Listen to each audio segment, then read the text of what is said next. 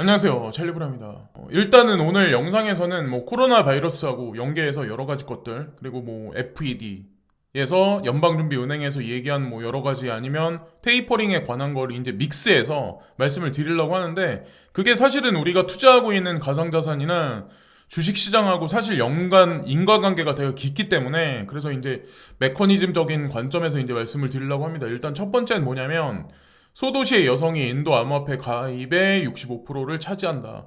생각보다 되게 많은 여성분들이 인도에는 투자를 하고 계신가 봐요. 그래서 이게 특정 도시에 국한된 얘기이긴 하지만 어쨌든 인도는 카스트 제도 상층부에 있는 사람들은 우리가 생각하는 것보다 부자인 사람이 되게 많아요. 그리고 GDP, GNP가 지속적으로 향후 2030년까지 올라가면 과연 이 와저 X의 실질적인 값어치는 얼마만큼 올라갈까라는 그 포텐셜을 우리가 어느 정도 짐작을 할 수 있다라고 이제 저는 생각을 합니다. 예.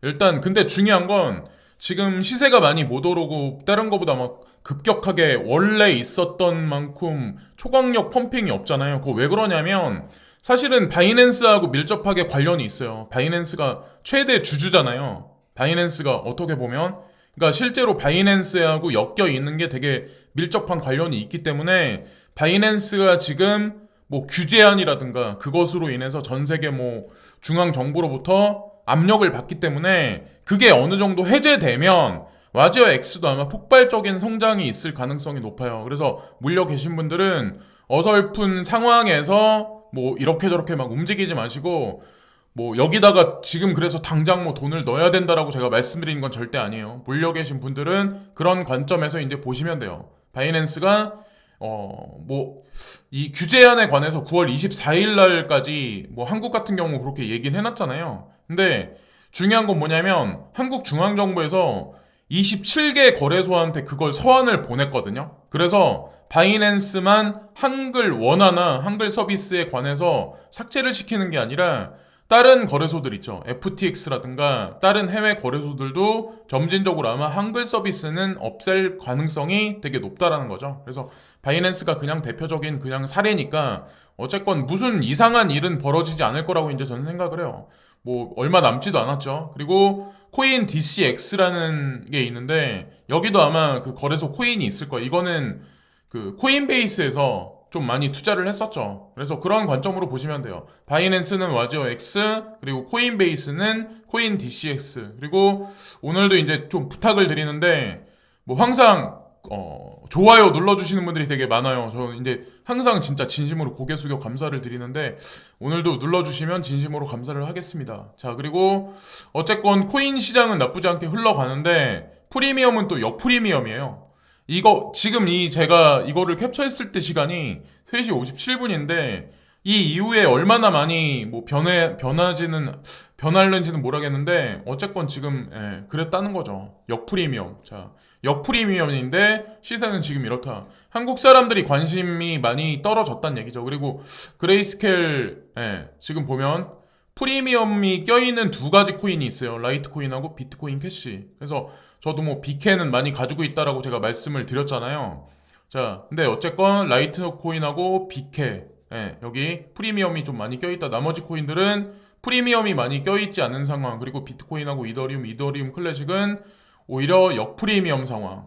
근데 여기서 24시간 변경 30일 동안 수량이 변경된 걸 보면 무의미해요, 사실. 근데 상대적으로 좀 가격이 싼 알트코인들 있죠. 지캐시부터 호라이젠, 스텔라루멘, 마나코인, 라이브피어, 체인링크는 지속적으로 매집을 장기적으로 많이 해왔다. 그런 식으로 이제 그런 관점으로 보시면 되고, 그리고 제로헤치에서 이더리움이 자 코인베이스에서 2쿼터 동안, 자 2분기 동안 처음으로 비트코인을 앞질렀다. 트레이딩 볼륨이 이런 얘기가 나오거든요. 그래서 이더리움이 상승세가 뭐 비트코인을 앞질릴 거다 이런 걸 말씀드리는 게 아니라 지금 현재 이제 시장 상황을 그냥 자연스럽게 저는 그냥 말씀드릴 뿐이에요. 그래서 어떤 사람들은 뭐 어느 순간이 되면 뭐 비트코인을 앞질릴 거야 이런 얘기도 있지만 글쎄요. 이더리움 2.0이 완성되는 구간까지 가면 그런 일이 생길 수도 있죠. 볼륨이 앞지른다는 거지 가격이 앞지른다는 얘기는 아니에요. 그러니까 볼륨이 앞지른다는 얘기는 사람들이 비트코인보다는 이더리움을 좀 투자를 많이 하는 사람들이, 관심을 갖는 사람들이 많이 늘어난다. 그래서 수익률도 많이 나올 가능성이 있다. 보통 그러니까 비트코인 막시멀리스트들도 이더리움까지는 투자를 하더라고요. 알트코인 중에는.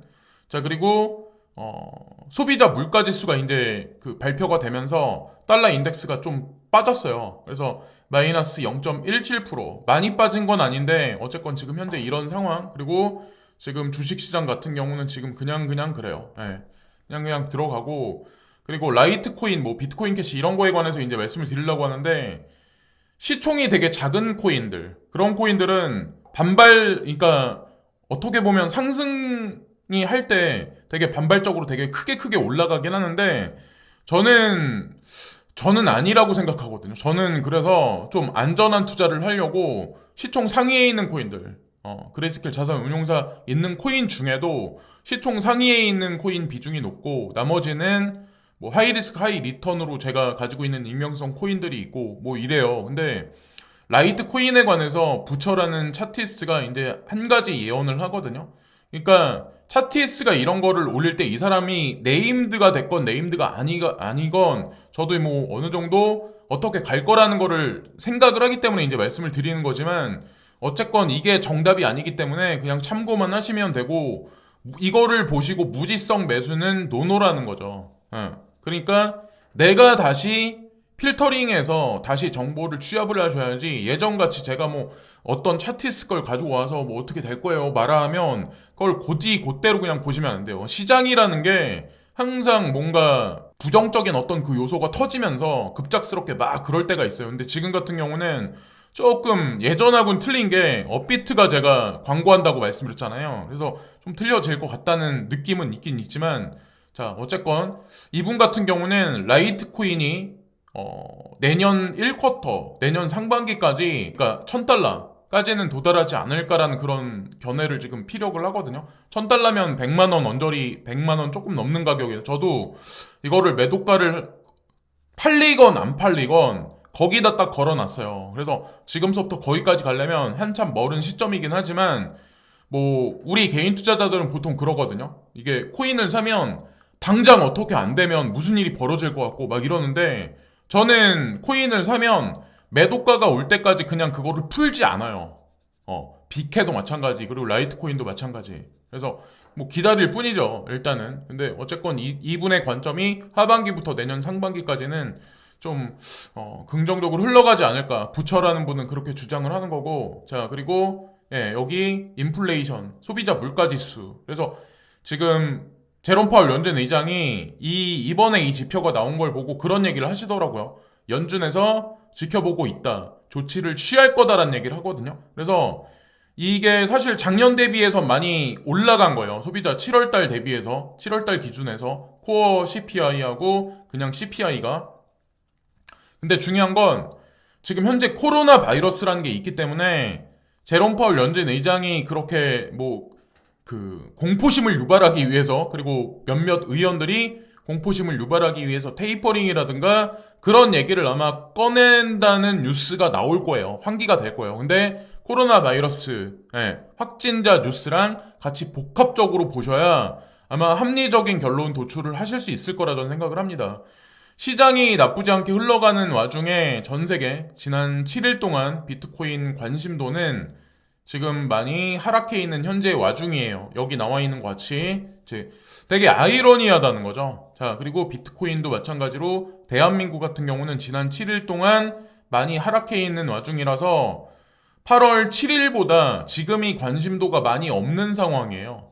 전 요즘에는 이거를 많이 눈여겨보거든요. 과연 내가 진짜 매도를 하고 이 시장에서 빠져야 되나를? 진짜 버블인가? 근데 이 관심도를 보시면 아마 아실 거예요. 그리고 톡방에서도 사람들이 이제 하나 둘씩 가격이 어느 정도 올라가니까 지금까지 스트레스 받으셨던 분들이 나가시는 분들이 되게 많아요. 뭐 그거야 각자의 이제 판단이죠. 관심을 지속적으로 두든 아니든. 근데 저는 제도권 수용에 관해서 한 발 한 발 나아가는 입장이라고 생각하기 때문에 저는 그냥 머물러 있을 거예요. 그래서 비트코인 같은 경우 지난 30일 동안 요랬다. 그래서 7월달, 그러니까 8월달 되기 전보다 지금 관심도가 많이 없는 상황이에요. 그럼에도 불구하고 가격은 많이 올라가 있는 현재 상황이잖아요. 그러니까 사람들이 많이 언제 폭락할지 모른다는 조심스러움이 있는 거죠. 그리고 크립토 토니가 지금 비트코인 같은 경우 역 헤드앤숄더 패턴이다. 이것도 이 차트도 그냥 참고로만 보세요. 제가 이걸 짚어서 보여드리는 거는 뭐 선동하자 뭐 이런 의미에서 제가 보여드리는 건 분명히 아니에요. 진짜. 자, 그래서 그런 관점, 그냥 이 사람은 그냥 본인의 견해를 그냥 올릴 뿐이에요. 역 헤드앤숄더 패턴이니까 이렇게 올라갈 가능성이 있다. 예, 그래서 어떻게 될진 모르겠지만 어쨌건 중간에 저항 레인지가 있는데 46,500달러 구간, 그리고 이 강한 노란색 선이 있잖아요. 여기서 아마 치열한 공방전이 있을 거예요. 그래서 47,500달러대. 그래서 아직까지 거기까지 가려면 멀었지만 어쨌건 CNBC에 이 보도가 나왔는데 WHO가 내년 초 전 세계 코로나19 확진자가 3억 명이 넘어설 것, 3억 명이 넘어선대요. 네, 이런 식으로 이제 발표를 했네요. 그래서 이번에 휴가 시즌이 끝나서 9월 어느 순간까지는 아마도 되게 많이 늘어날 가능성이 높고, 그 이후에 겨울로 넘어가면서 이 코로나 바이러스를 중앙정부에서 어떻게 컨트롤 하냐에 따라서 우리 투자 시장에 갈림길도 아마 분명히 설 거라고 생각합니다. 근데 겨울로 갈수록 이걸 잡지 못하면 더 많이 케이스가 늘어날 확률이 되게 높다라고 이제 전 생각을 해요. 자, 그리고 예전에 이제 골드만삭스에서 이걸 발표를 했는데 지금 사실은 S&P 500 지수가 이분들이 이제 발표한 것보다 조금 빨리 더 올라갔어요. 그리고 이분들이 말한 게 예측치가 맞아졌어요.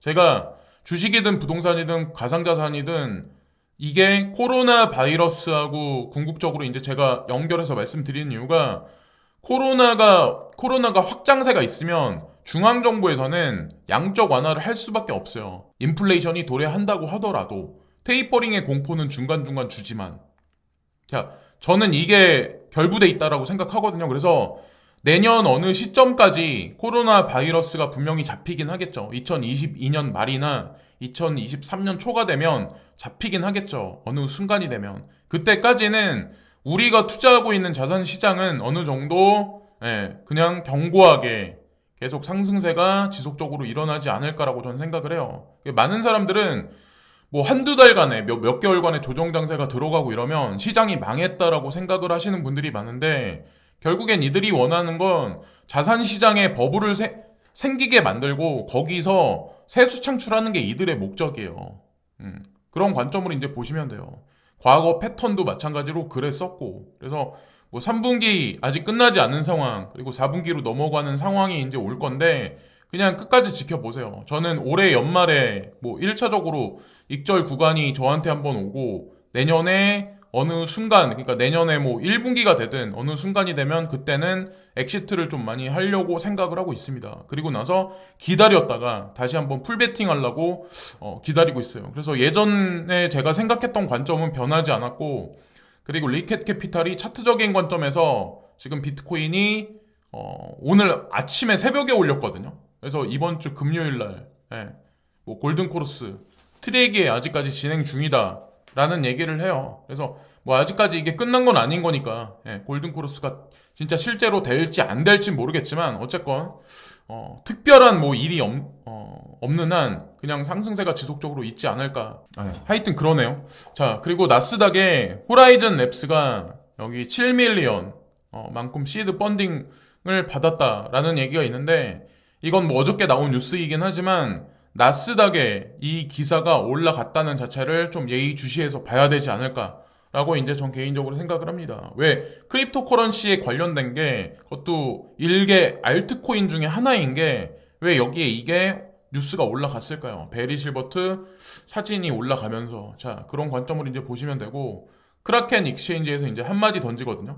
카르다노, 그러니까 에이다 코인이죠. 근데 이번 주에 이게 7일 동안 35%가 반등을 했는데, 상승을 했는데, 사실은 이게 올라가는 이유가 찰스 호킨스가 금요일날 발표를 해요. 이 프로젝트 발표 날짜에 관해서. 그래서 프로젝트가 발표된다는 얘기가 아니라 그것에 관해서 발표되는 날짜가 내일 발표를 해요. 그래서 아마 상승세가 주도될 텐데, 소문에 사서 뉴스에 팔아라는 얘기가 있잖아요. 아마 그거대로 날짜가 나오면 아마 조정이 들어갈 거예요. 그래서 미리 움직이는 사람들 같은 경우는 미리 아마 익절을 하지 않을까라고 저는 생각을 합니다.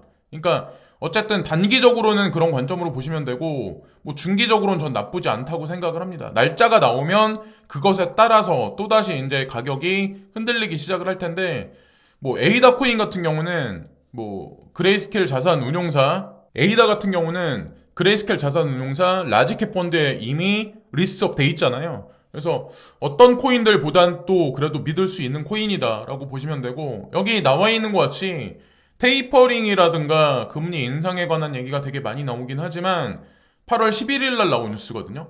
델타 변이에 무너진 이스라엘, 영국 집단 면역 불가능. 자, 이 얘기는 뭐냐? 더 장기화될 가능성이 높다라는 얘기예요. 이런 와중에 금리 인상과 테이퍼링 얘기를 쉽사리 할 수 있을까라는 생각을 전 한편으로 해요. 그러니까 소비자 물가 지수는 올라갔지만 결국에는 가장 중요한 건 뭐냐면 실업률이에요. 실업률. 네. 실업률이 어느 정도 하락을 해야 사람들이 원활하게 현물 경제에서 움직여서 돈이 돌고 막 이래야 되잖아요. 근데 지금 현재 상황은 그게 아니라는 거죠. 이게 풀려지려면 핵심 키워드는 결국엔 이 집단 면역이 얼마만큼 형성되냐라고 이제 저는 생각을 합니다. 그래서 한간에는 예전에는 미국에서 74% 이상 되면 된다라는 얘기를 했었는데 자, 지금은 얘기가 말이 많이 바뀌어가지고 90% 이상까지 올려야 이 코로나가 끝날 거다라는 얘기가 나오잖아요. 그러니까 시간이 조금 걸릴 수 있다는 얘기예요. 그것에 따라서 자산 시장도 내년 어느 순간까지 지속적으로 올라갈 가능성이 있다라고 저는 생각을 합니다. 우리가 XT 할 시점까지 돈 양적 완화는 지속적으로 이루어질 가능성이 높다라고 생각합니다.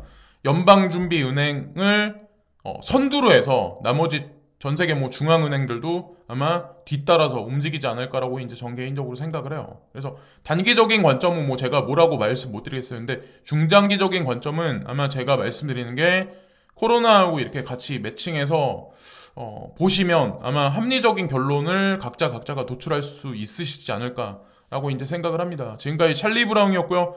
구독과 좋아요 부탁드리면서 이번 영상도 마치겠습니다. 감사합니다.